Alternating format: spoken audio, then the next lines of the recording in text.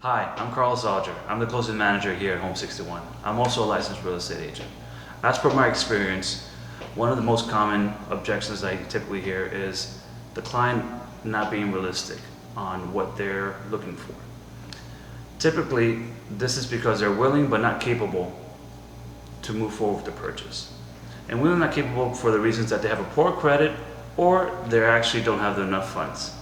So this video is pretty much covering this, how to handle this situation. First thing you have to do as a real estate agent is identify the problem. In regards to identify the problem, the best bet is for you to educate and verify the client.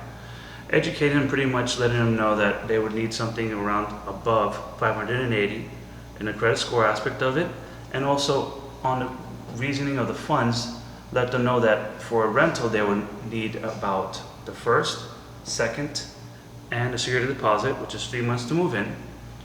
In cases of purchases, they would need about 10% to 20% plus closing costs. In regards to that, let's talk about the first situation, credit.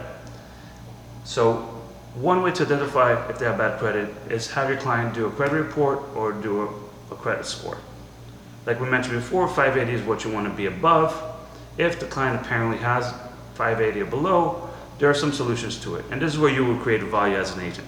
One of the solutions that I like to use is find them a property in a rental community.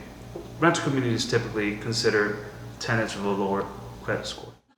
Another option is actually to refer them to a credit repair. Now, a credit repair service would be a company that would help them in a long-term aspect most of the time to get a better credit. One of the things that have also worked for me is simply talking to a landlord. By talking to a landlord and letting them know that they're willing to put maybe an additional security deposit, it may allow them to move forward. And the last solution that I would consider would be having a cosigner, which is simply somebody that's granting their credit in regards to moving forward with the loan or the rental. Now, the second situation, what they might not be capable of purchasing or renting, would be not enough funds. And this can come in different ways. As a renter or somebody that's looking to rent, it could come in the sense that they don't have enough funds to move in. Now, the move-in funds, like we mentioned before, it's first, last, and security. And some rental communities would allow the first and security deposit. So that can be a solution for your client also. A rule of thumb that you got to take into consideration is that 1/3 of your income for the tenant should be considered the mortgage or the rent that they're going to have to put in. So that's something that you can use as a basis. Now, the second part of not enough funds would be for purchases. In regards to the purchasing aspect, there's two parts of that. One is the down payment, if they have enough funds initially to put a down payment and closing costs. And the other part would be, do they have enough income for them to afford a house at a specific mortgage? And this is best answered by a brokerage company. A mortgage brokerage company would help you, or in this case, the client, identify what their purchasing power is. With that, you'll be able to figure out the best option for them in regards to what's the property that would fit them best. And this is where it becomes the problem, the unrealistic expectations when they figure out they can't purchase the property. Now, the best thing to do as an agent is to keep your client positive, knowing that you are a problem solver. In regards to that, some of the things that you have to do is just reset your client's expectations. One way in doing that is probing them. Probing them by asking them questions. One of the questions I like to ask them is if they are from or currently live in Miami. Because there could be a situation where the person never moved to Miami and doesn't know the market. Therefore, their expectations coming in was actually different. Another question I like to ask is the reason why they're moving.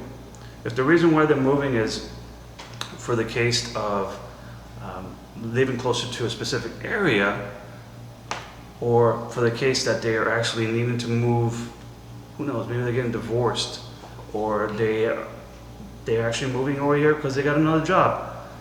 In reasoning to that, you have now a reason to solve their solution. Now, finding that reason would also allow them to probe a little bit further.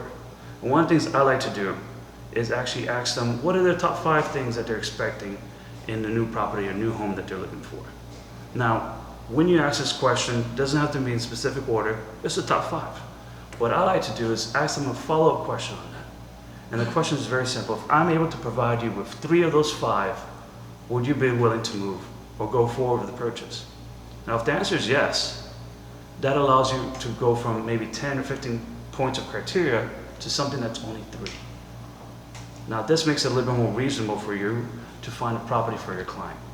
Now, remember, what you are also providing them is an opportunity to move with what they originally had before conceived to be unrealistic. So always be positive with your client and put it in a spin where they know that you're the person that has a solution for them. Okay? More importantly, you want to create value by providing a solution to your client.